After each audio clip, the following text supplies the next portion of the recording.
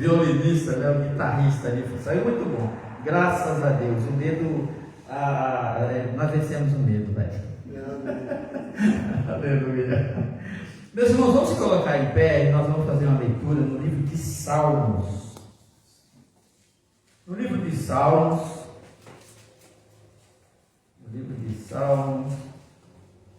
no capítulo 77. Salmos de número 77. Nós vamos ler até o versículo 12 e com muita atenção, porque praticamente a pregação está aqui, né? Desses 12 versículos. Salmo de número 77 diz assim: clamei a Deus com minha voz, a Deus levantei a minha voz, e Ele se inclinou para mim os ouvidos. No dia da minha angústia busquei ao Senhor. A minha mão se estendeu de noite e não cessava. A minha alma recusava ser consolada. Lembrava-me de Deus e me perturbei. Queixava-me e o meu espírito desfalecia. Sustentaste os meus olhos acordados. Estou tão perturbado que não posso falar. Considerava os dias da antiguidade e os anos dos tempos antigos. De noite clamei, chamei à lembrança o meu cântico, meditei em meu coração, e o meu espírito esquadrinhou. Rejeitará o Senhor para sempre, e não tornará a ser favorável? Cessou para sempre a sua benignidade? Acabou-se já a promessa de geração em geração? Esqueceu-se Deus de ter misericórdia, ou encerrou Ele as suas misericórdias na sua ira? E eu disse: isto é enfermidade minha, mas eu me lembrarei dos anos da destra do Altíssimo. Eu me lembrarei das obras do Senhor, certamente que eu me lembrarei das tuas maravilhas da antiguidade. Meditarei também em todas as tuas obras e falarei dos teus feitos. Amém. Os irmãos podem tomar seus lugares.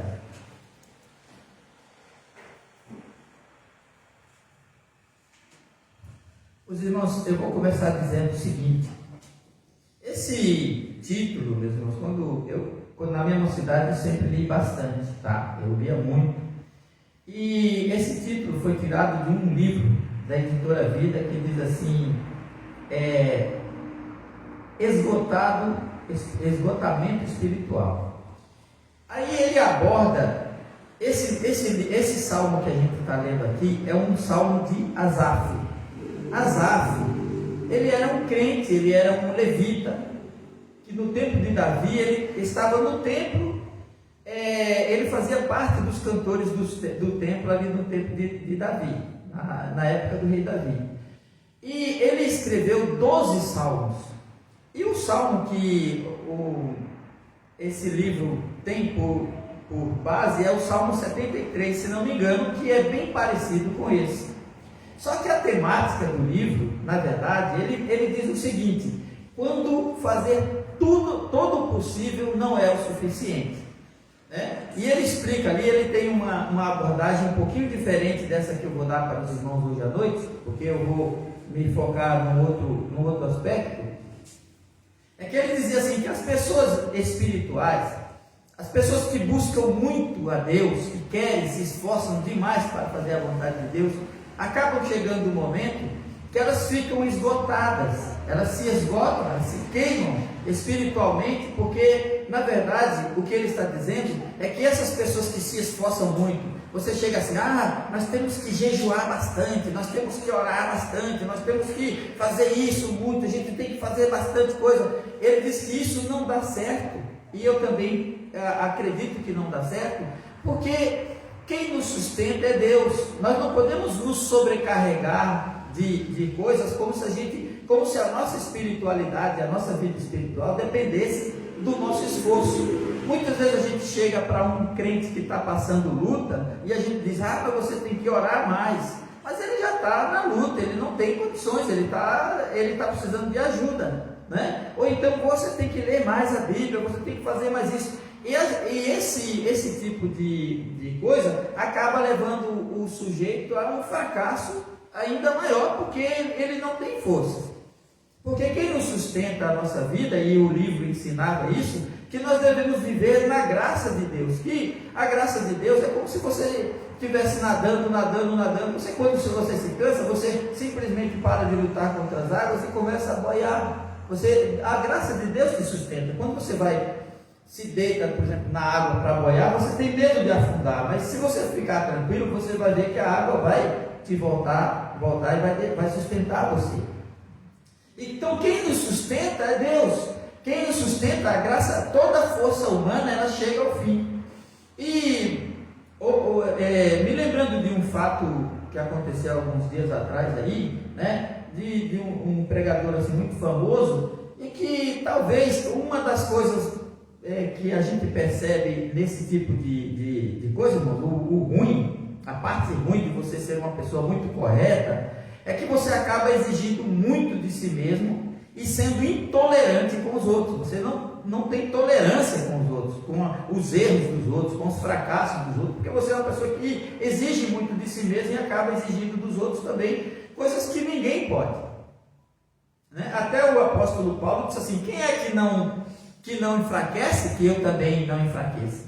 Todos nós vamos chegar em algum momento que a gente vai se sentir esgotado na nossa vida, né? Esgotado por causa das circunstâncias da própria vida, como os irmãos vão ver nessa passagem que eu vou ler para os irmãos aqui, que eu li aqui, mas que eu vou levar nesse sentido.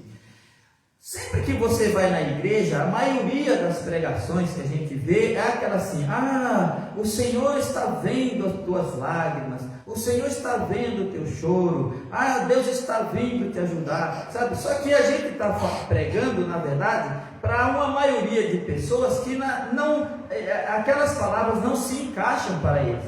Na verdade, a Bíblia mostra que muitos homens de Deus, e tem o Salmo 42, se não me engano, que é um salmo também que não é de Davi, né? É dos filhos de Coré, onde ele diz assim: a minha alma anseia por Deus. Assim, foi aquele hino que eu cantei no começo, né? Como é que foi o hino que eu cantei, o primeiro? O primeiro que eu... vocês não estavam assim.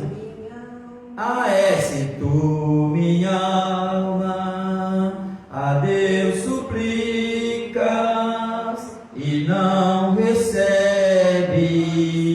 confiando fica. Então essa situação de existir um crente fiel que está orando, que está buscando, mas que não está sendo respondido, ela está dentro ele faz parte desse tema, né? Desse salmo que diz: por que te abates, ó minha alma? Por que tu estás abatida? Por que tu estás perturbado? Se você ler o Salmo 42, você vai ver que o salmista ali que está falando aquele Salmo 42, ele diz, né? A minha alma anseia por Deus, eu estou cansado de clamar, cansado de pedir, cansado de falar. Então, o que nós vamos ver nós vemos ali, naquele Salmo 42, ele dizendo assim: mas eu clamo a Deus de noite, eu clamo de dia, o Senhor não me responde. Isso, meus irmãos, é uma mensagem para os crentes fiéis a Deus, os crentes que chegam num momento como esse, porque eu acredito assim, que Deus é muito grandioso, e ele quando ele fez o mundo, quando ele fez todas essas coisas, ele fez com um objetivo, de manifestar o poder dele, de manifestar a sabedoria dele. Não adiantava. O que adianta você escrever um livro e ninguém lê? O que adianta você ser um pintor famoso, com pinturas maravilhosas, mas ninguém sabe que aquilo existe? Não tem graça. Então, quando Deus criou o mundo e fez todas as coisas, Ele fez para a gente ver. Ele fez porque Ele queria mostrar o poder dele, Ele queria mostrar a sabedoria, Ele queria mostrar a grandeza dele, de maneira que tudo o que acontece no mundo, a tua vida, todos os fatos que acontecem na vida de cada ser humano, é do interesse de Deus, de mostrar o que é o caminho, de mostrar o caminho da sabedoria, de mostrar como Ele é grande, como Ele é poderoso, como Ele cuida de todas as coisas, embora a gente não consiga muitas vezes perceber isso. Então, o que nós vemos aqui nesse salmo de Asaf, ele tem um outro salmo, ele começa a se angustiar muito. Chega um momento, mas ele não tem nada de errado com ele, mas ele quer a presença de Deus. Irmãos, todos nós na vida, no mundo, nós passamos. O som está aborrecendo vocês aí? Não está? Tá bom? Tá bom. Aqui o som aqui é um pouquinho diferente, né? Então, de repente estou falando muito alto e está perturbando alguém. Então, ele diz assim, que todos nós passamos por esses problemas. Irmãos, isso que nós sentimos, esse cansaço espiritual, esse vazio que a gente sente na vida, um crente também ele pode sentir, mas ele sabe que em Deus é a fonte da vida dele, Deus é a fonte da nossa alegria, Deus é a fonte do nosso prazer. Então, quando ele diz, eu clamo ao Senhor de noite, mas eu não encontro sossego, o meu coração está desassossegado, porque, irmãos, as pessoas que não têm essa graça de Deus na vida, eles procuram ocupar esse espaço vazio, essa busca por alguma coisa que ele nem sabe o que é. Ele busca nos prazeres da carne, ele busca na bebida, ele busca nos prazeres ilícitos, ele busca nas drogas, ele busca, enfim, ele tem que estar sempre ocupado para aquilo, trazer aquele engano. Mas quando Deus fica olhando você de longe e vê você naquela agonia, né? E você está agoniado,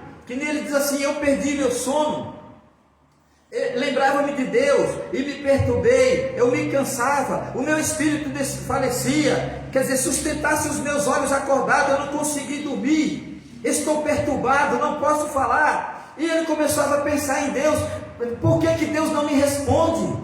Onde será que Deus... Então, o crente fiel, ele fica se perguntando, rejeitará o Senhor para sempre? Será que Deus esqueceu da misericórdia? Será que Deus não faz mais milagre? Será que Deus não está me escutando?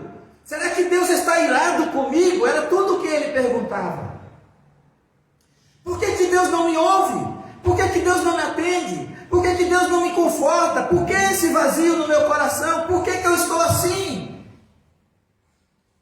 E era uma agonia que ele sentia. Aí tem um segredo, irmãos. Ele diz assim, aí ele diz assim, então eu disse, isso é enfermidade minha. Quer dizer, esse versículo 9, irmãos, esse versículo 10, ele tem várias interpretações, porque se você olhar ele tem quase um pedaço, uma frase bem grande dele, que foi inserido aqui para dar sentido ao texto. Então ele é muito obscuro, a gente não sabe exatamente do que ele está falando. Se ele diz assim, pensar nessas coisas me deixa doente, quer dizer, eu estou enfermo, eu estou doente só de pensar nisso, que eu busco Deus e não encontro, que eu clamo e Ele não me ouve, e que eu passo. Então vai de volta para aquela coisa, se tu me alma, a Deus suplica e Ele não responde, fica esperando, porque, meus irmãos, isso são momentos onde são questionamentos dele, né? Ele está questionando, e ter fé em Deus é uma coisa muito difícil. Então ele começa a questionar a fé dele. Meu Deus, será que Deus não faz mais milagres? Será que Deus me rejeitou? Por que Deus não me atende? Por que não acontece nada na minha vida? Mas aí eu vou dizer uma coisa bem interessante para você. Ontem, aí ele diz assim, então me lembrarei, certamente me lembrarei, né? Dos anos da destra do Altíssimo, quer dizer, dos anos em que Deus fez algo pela minha vida.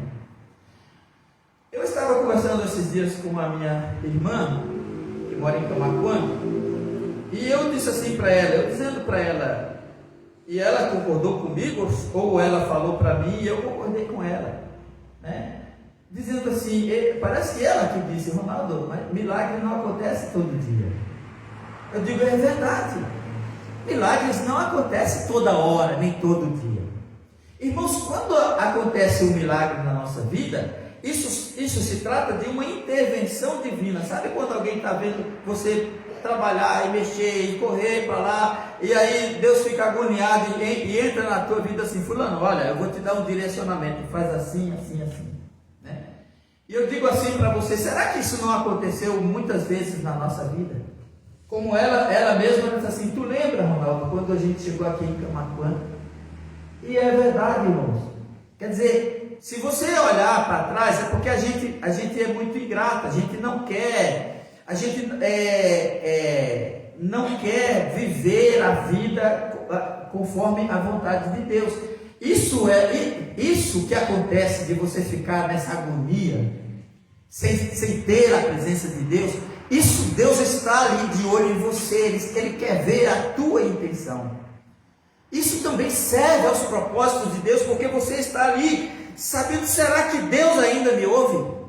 É um teste para a sua fé. Aí ele diz assim: tu te lembra? Lembra-te. Tu por acaso, a gente se lembra das coisas boas que Deus faz, irmãos? Ah, acho que não. É muito difícil. É muito difícil. Mas Deus intervém na nossa vida.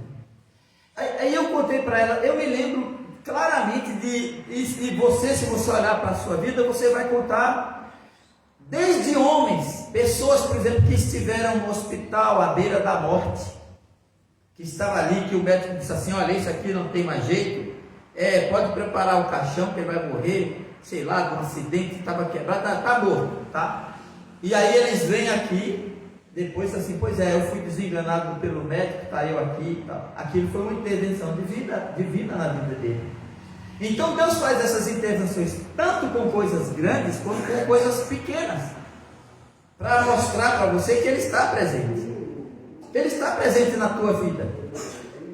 Mas é que a gente, de uma maneira ou de outra, nós não valorizamos essas coisas.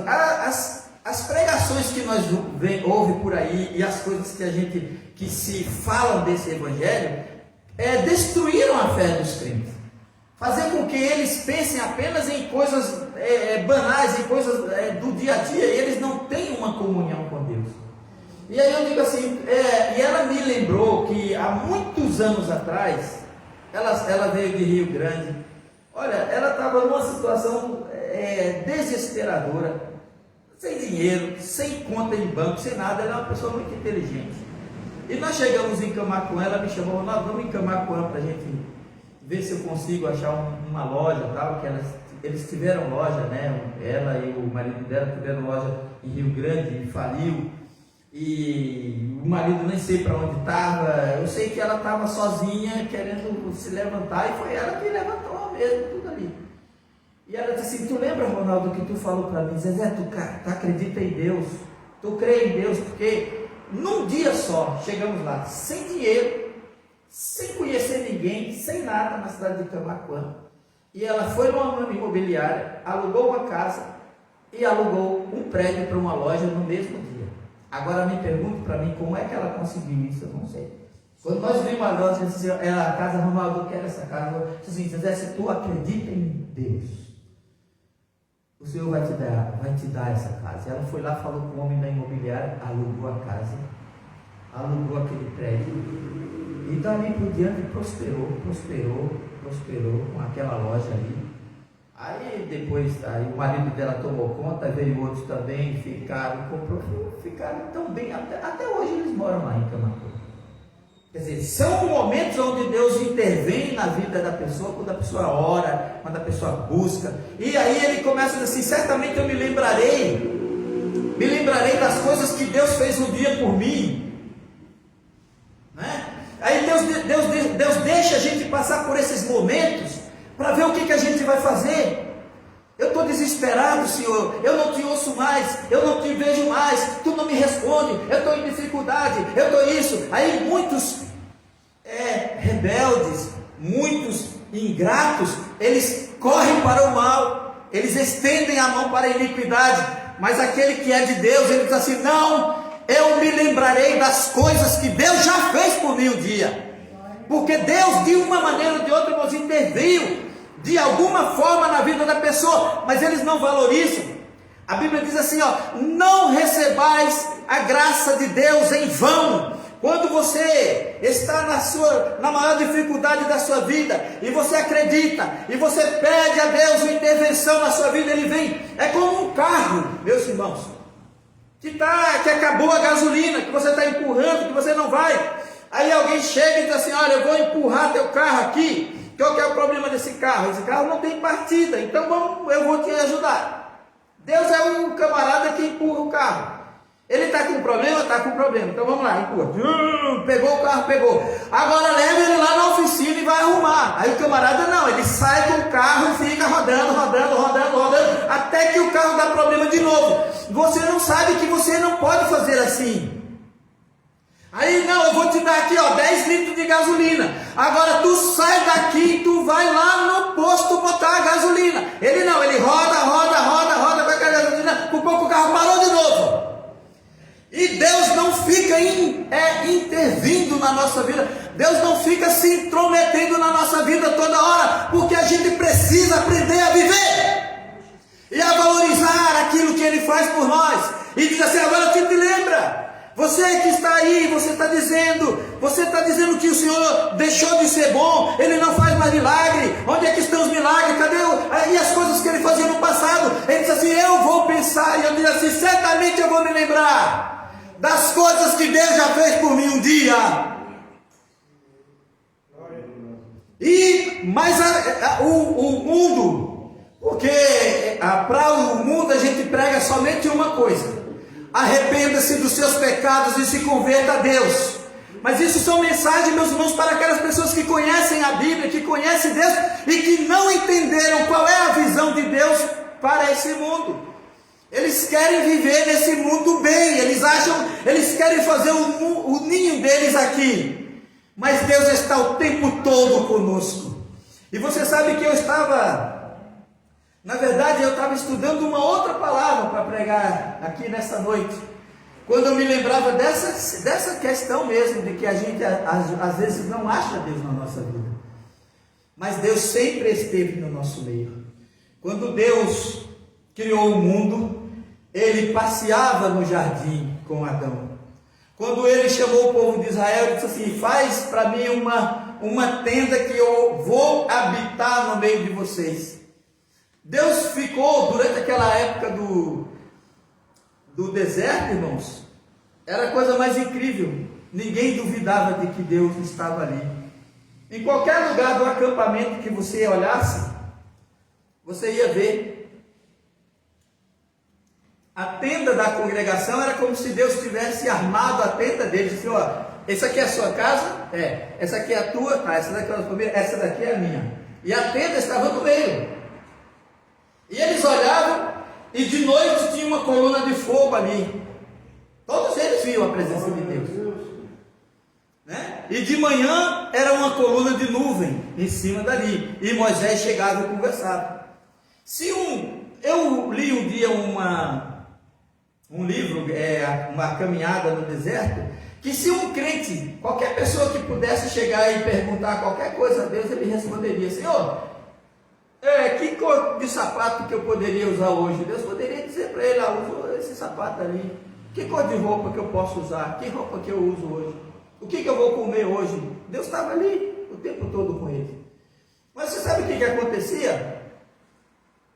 Eles pareciam que passavam 24 horas por dia inventando meios de quebrar os mandamentos do Senhor e de irritar Ele.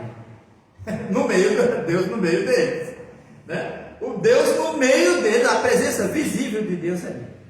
Interessante que, eu me lembrando dessa história, a presença de Deus estava ali com eles, e Deus estava acostumando eles, porque como era novo, por exemplo assim, Deus, para poder colocar na cabeça deles essas coisas, precisou primeiro aparecer para eles.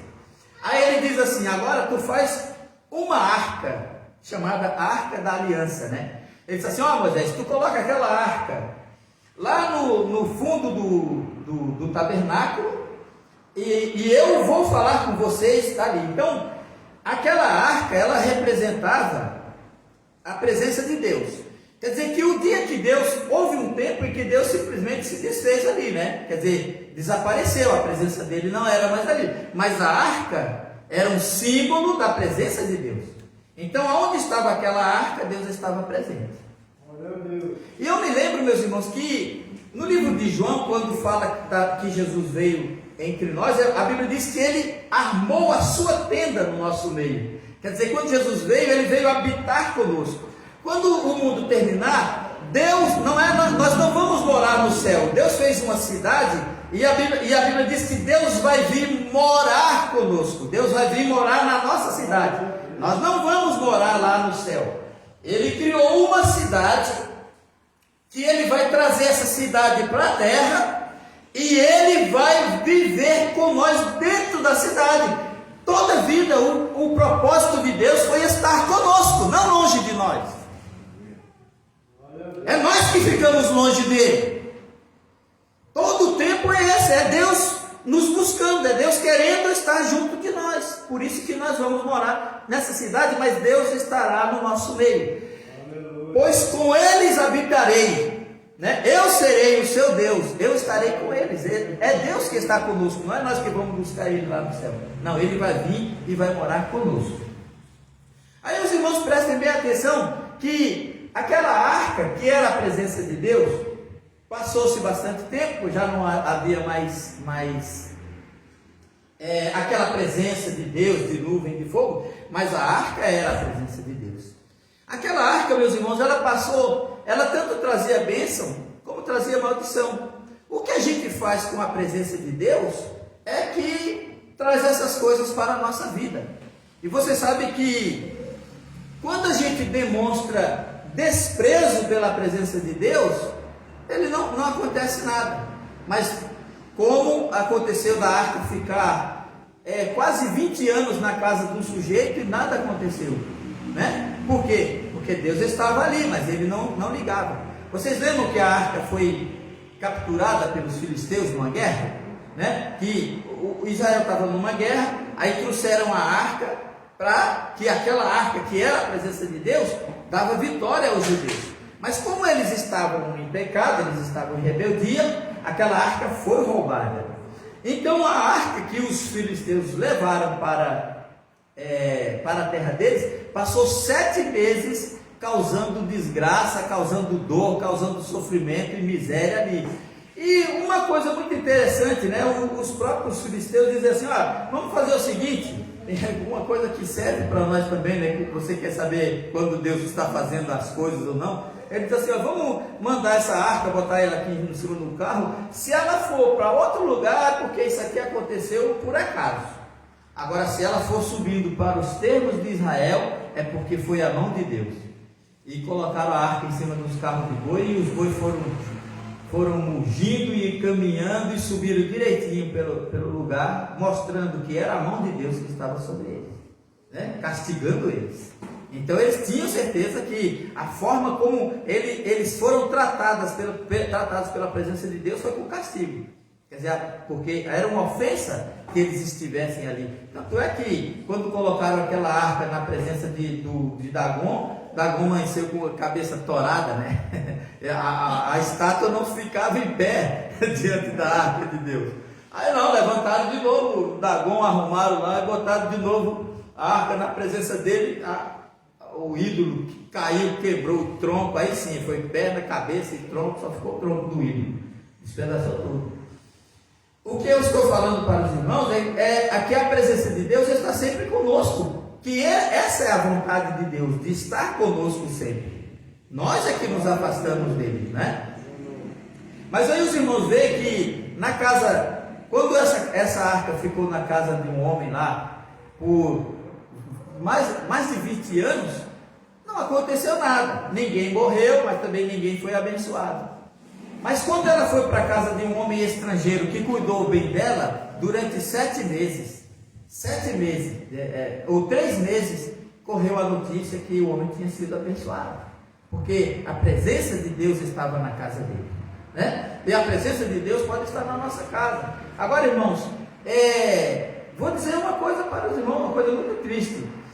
Eu vejo no Salmo 139, no Salmo tem um salmo que Davi diz assim: eu pequei contra ti, somente pequei, não retires de mim o teu Espírito Santo. Nós devemos ter medo, irmãos, de pecar contra Deus e cair numa miséria assim, porque Deus não é de brincadeira, e Ele é verdadeiro, Ele está sempre conosco, pronto para nos ajudar. Agora, quando você vive uma vida, essa vida, essa questão de você dizer assim, sei lá, você se queima espiritualmente, você fica estressado, porque você quer andar com suas próprias forças.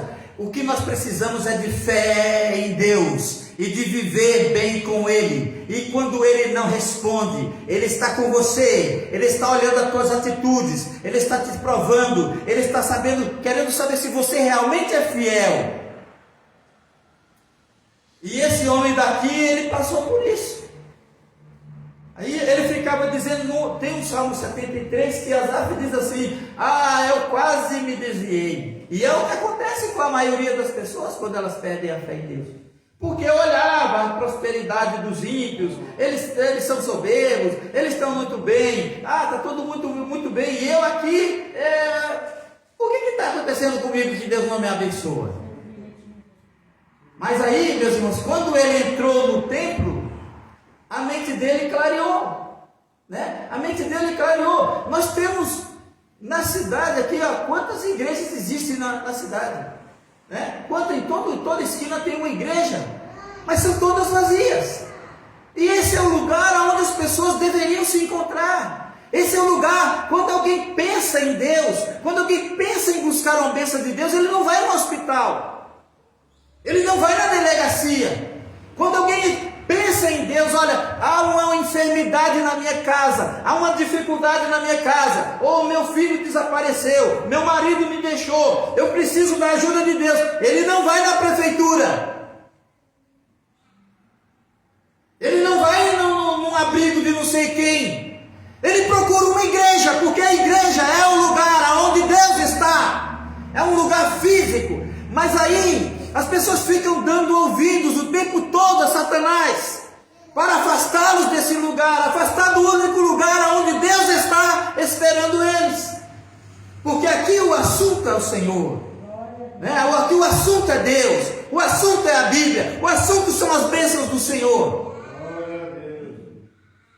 Mas Deus, irmãos, não fica sem testemunho, Ele ajuda. Eu já ouvi testemunho de gente que nem era crente, homens que nem eram crentes. Eu trabalhei com um homem na cidade de Rio Grande, um homem ignorante, um homem que não sabia de nada. Ele disse assim: Ronaldo, e eu estava para me casar, eu não tinha nada, né? Ele disse assim: Ronaldo, Deus é muito bom, porque quando a gente se casa, Deus é o provedor da nossa casa. Ele disse assim, que ele tinha um supermercado, faliu, ficou endividado, pensou até se matar, não tinha o que fazer. Chegou um dia de manhã em casa, ele: meu Deus, o que eu vou fazer da minha vida? E ele não era crente, mas ele conhecia Deus, ele sabia que Deus resolve problema.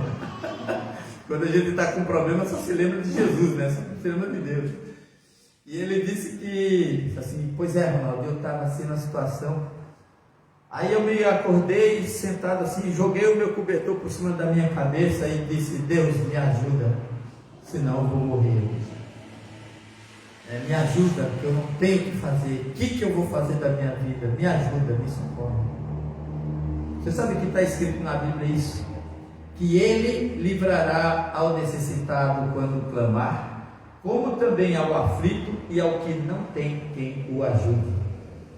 E aí ele estava ali naquela reza dele, né? Na oração. E aí buzinaram na frente da casa dele. Era um homem com uma caminhonetona grande, um amigo dele disse assim: ô Zé, vamos matar uns boi ali comigo. Vamos ali matar uns boi. Ele era açougueiro, né? Ele comprava boi e matava. Ele disse: pronto, Ronaldo. Eu fui lá com o homem. Depois eu botei um açougue para mim, já mudou tudo a minha vida. Mudou tudo, Deus não deu rumo. Aí o que acontece quando essas pessoas têm esse rumo? O que elas fazem? Mas elas não deveriam voltar para Deus? Elas não deveriam ficar no lugar da bênção? Elas vão embora, desaparece até que de novo ele quebra a cara de novo. Entendeu? Até que ele quebra a cara de novo. Aí vai ser mais difícil, porque isso são intervenções divinas. Deus intervém na nossa vida. É como se ele se intrometesse na nossa vida. Mas isso ele não faz todo dia nem toda hora. Então, irmãos, não fique assim. Se você é crente, Deus não está falando, você acha que ele não fez, lembra tudo que ele fez. Pensa, olha para trás, olha quantas bênçãos Deus te deu, e o que você fez com elas? Não recebais a graça do Senhor teu Deus em vão, não receba em vão. Deus verdadeiramente é bom, e isso é o que o próprio Asaf fala, quando ele começa o Salmo 73, ele diz assim: verdadeiramente bom é Deus para com Israel, quanto a mim, quase que vacilaram meus pés. Quer dizer, ele já começa confessando que Deus é bom, que Deus socorre, mas dali para baixo ele só conta por que ele estava perecendo. Ele estava perecendo porque ele estava olhando para o mundo, ele estava perecendo porque ele estava olhando para os ímpios, ele estava perecendo porque ele tinha uma ideia errada do que era o mundo, do que é a vida. Mas a Bíblia diz que quando ele entrou no templo, ele entendeu. Deus abriu o entendimento dele. É o lugar que você deve buscar para se encontrar com Deus, né? Então, eu sei que há muitos crentes sinceros que chegam momentos da vida que ficam desesperados. Será que Deus não ouve a oração? Será que Deus não me escuta mais? O que está pensando? Será que eu preciso orar mais? Não é assim.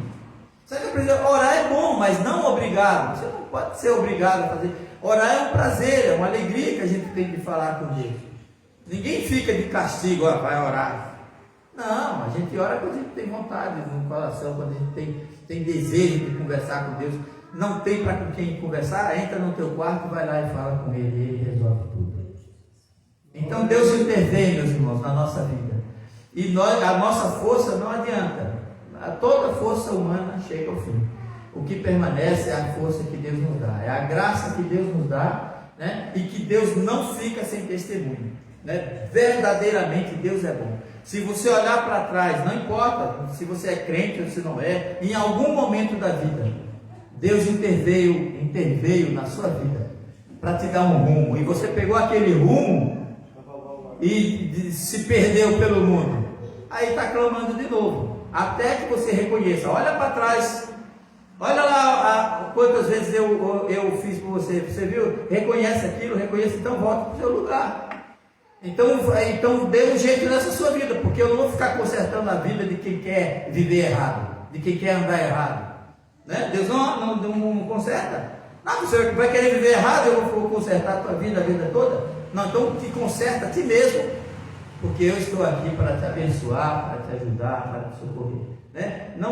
Ninguém precisa ficar desesperado, achando que Deus não ouve, que Deus não se importa com a gente, porque o prazer dele é estar conosco, mesmo que pareça que ele está em silêncio, ele está do nosso lado, tá bom? Que Deus abençoe vocês em nome de Jesus, né? E vamos ficar firmes, confiando no Senhor, porque eu digo para os irmãos, a fé é o nosso bem mais precioso. Se você perder, e o diabo está sempre lutando para a gente perder a fé, né? Perder a confiança em Deus. Se você perder, não tem jeito. Ivana, pode parar ali para nós. Os irmãos querem oração? Passe aqui na frente, por favor, nós vamos orar a Deus.